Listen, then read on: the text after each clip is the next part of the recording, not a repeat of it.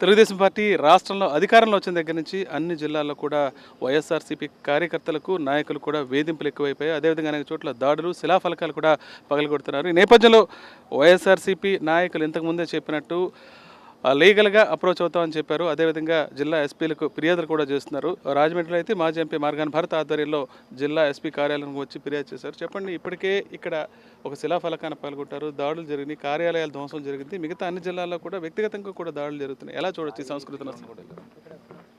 ఈ రోజున ఏదైతే తెలుగుదేశం పార్టీ ఇంకా వాళ్ళు ప్రభుత్వం ప్రమాణ స్వీకారం చేయకముందరే గడిచిన వారం రోజుల నుంచి కూడా ఏ రకంగా రాష్ట్ర వ్యాప్తంగా విధ్వంసాలకి వాళ్ళు ప్రేరేపించి వాళ్ళ కార్యకర్తలందరినీ కూడా రెచ్చగొట్టే కార్యక్రమం చేస్తూ ఉన్నారు. నిజంగా ఇది అమానుషం, ఇది పాశవికంగా చేస్తూ ఉన్నారు.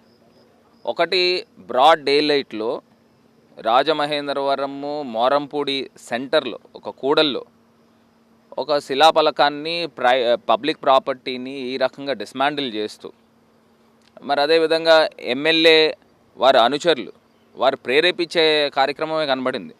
ఎందుకంటే అది నాణ్యత లేదు, కూలిపోయింది, లేకపోతే చెయ్యి పెట్టారు, కూలిపోయింది, ఈ రకమైన మాటలు కూడా ప్రజాస్వామ్యంలో ఎవరు కూడా హర్షించరు.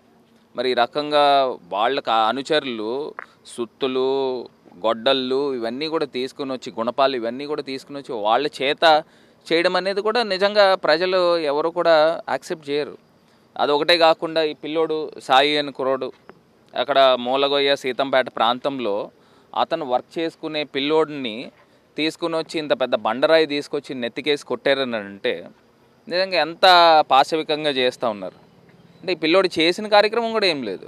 ఆ ఏరియాలో కొంతమంది తెలుగుదేశం పార్టీ కార్యకర్తలని వైసీపీలో జాయిన్ చేశాడు. ఒక్కటే ఇతను చేసిన తప్పు ఎలక్షన్స్ ముందు. అలాంటిది తీసుకొచ్చి ఈ రకమైన కార్యక్రమం చేసి ఇక్కడ 14 కుట్లు పడినాయి.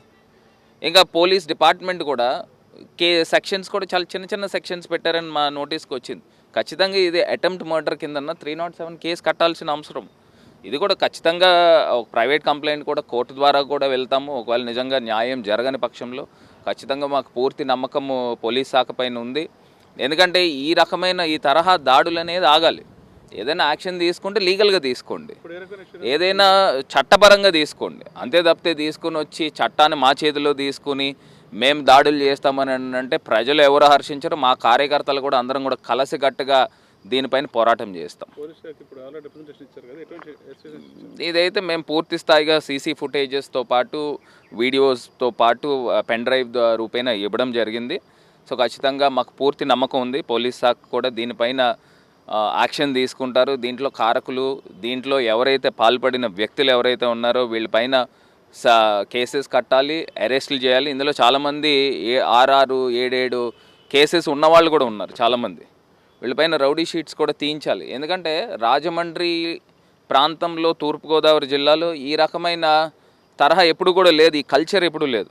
మరి ఈ రకమైన రౌడీయిజం క్రియేట్ చేస్తూ ఉన్నారని అంటే ప్రజలు కూడా ఒకసారి ఆలోచన చేయాలి. అందరం కూడా ఇది ఒక కామన్ ఇంట్రెస్ట్గా కలిసికట్టుగా పోరాటం చేయాలని ఈ సందర్భంగా తెలియపరుస్తారు.